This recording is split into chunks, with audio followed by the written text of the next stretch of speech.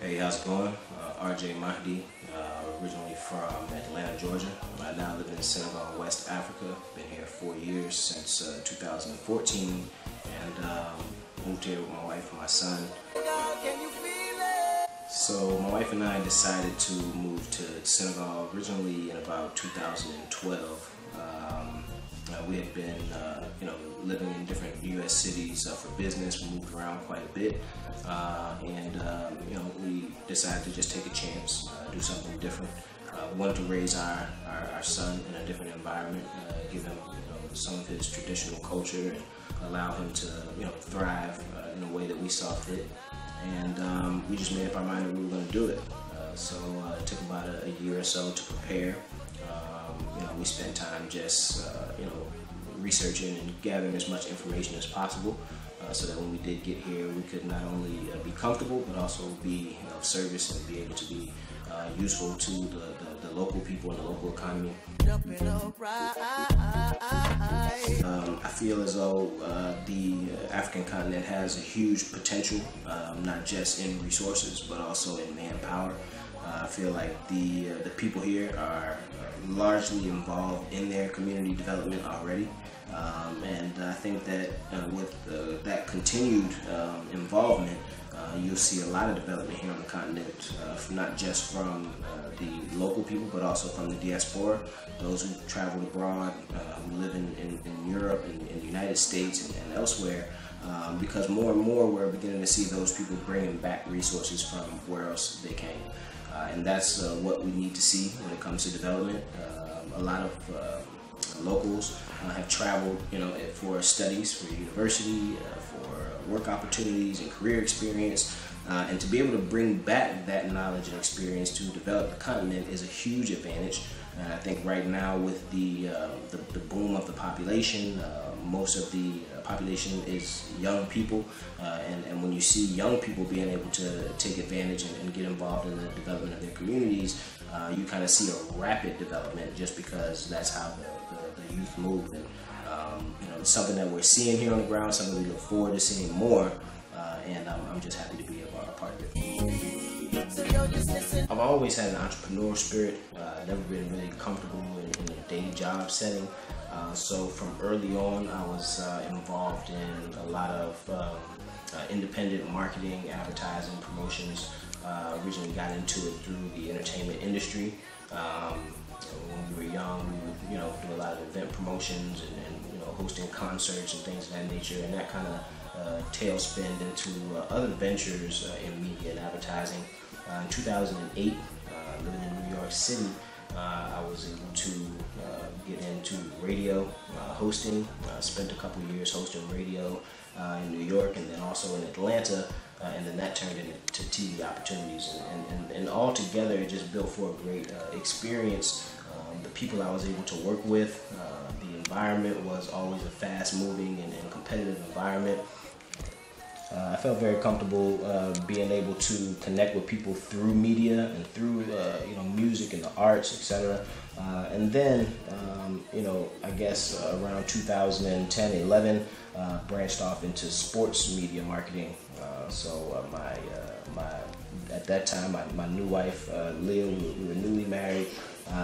We moved to Memphis, Tennessee, where we worked NBA campaigns. We lived in Miami, working for the NHL, and just various cities to where we were able to move around, see different environments and different climates of business, and be able to operate in all those different environments. And that led directly to the experience that we were able to bring here and use here on the ground in Africa.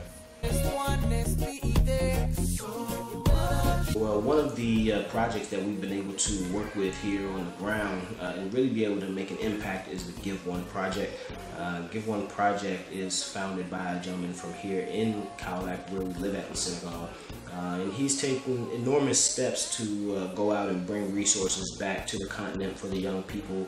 A lot of the programs that we work on push entrepreneurship and help young people to be able to make career decisions and get the experience that they need. Business incubators for those who are starting businesses and need the knowledge and the funding to do so. And then also just recently, together we opened a library here in our town in Cowlack for the young people to use, so that they would be able to improve their literacy, improve their communication skills, to be able to come in and have different programs for them to network and build themselves professionally. I think it's really important, the project, because it implores young people to engage those issues in their communities themselves and be able to go out and make a change. And that's something that, again, as I mentioned earlier, is very important because here the young population is so large. So we need those young people to be able to stand up and bring back the resources for their communities and help the next generation. I think it's a very, very positive project, and we've put in a great deal of our energy and resources into it because we stand behind the mission and we really see the impact that it's creating. So in addition to Get One Project, my wife and I founded a different project called the Made in Africa Project. The Made in Africa Project is an effort to expose the work and services of local African artists, tailors, all kinds of craftsmen, business service providers, helping them to reach customers abroad. One of the things that stands in the way of local economic development is just the communication barrier.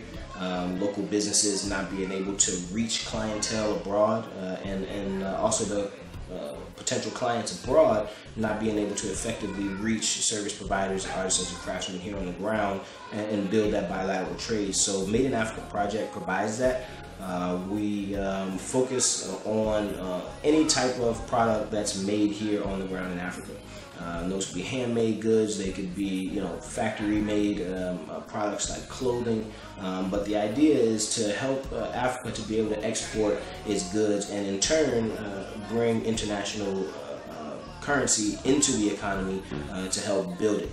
So that's what we've been doing for the past 4 years with Made in Africa Project, and right now what we see a large increase in is international boutiques, retailers in the United States, in the United Arab Emirates, in Canada, and elsewhere in the world are being able to buy large bulk quantity from here on the ground rather than the lesser qualities that are being made in the Far East. So yeah, they're being able to get those high quality dashiki products. They're getting those high quality Ankara and Kente products, or handmade art, jewelry, things of that nature, and being able to sell it around the world in their various regions. We're seeing a large increase in that participation, and we'd like more, especially diaspora, black-owned, African-owned businesses to engage us, and we'll be able to help you get the products that you're looking for at the best possible prices, with exponential shipping, and be able to connect you with the people on the ground who are doing the hard work making these products and really motivated to sell them abroad. You can reach out via our website, just madeinaafricaproject.com. Again, that's madeinaafricaproject.com. We are on Facebook and Instagram at Made in Africa Project, and just don't hesitate to shoot us an email or send us a message. We respond fairly quickly, and we're excited to engage you and be able to help you build that bilateral trade. So I'm going to be contributing now on GovaMedia, and I'm super excited about that. Super excited to share some of the experiences that we're having here on the ground in Senegal, West Africa, some of the research that we're doing around the continent and building these resources. We're excited to share those resources with the viewers and the readers, and to be able to just bridge the gap. I understand there's a lot of information here on the ground that a lot of people around the world don't understand or don't know or aren't told. Our goal is to tell that story, to be that catalyst that brings the story less told to the people who should hear it. And I'm excited about sharing that stuff with you guys, and I'd like for you guys to support it, share it, like it, tell your friends about it, and get that kind of media on the main platform so that it's more widely known, so that we're understanding our culture and the things happening here in the homeland. I really look forward to that.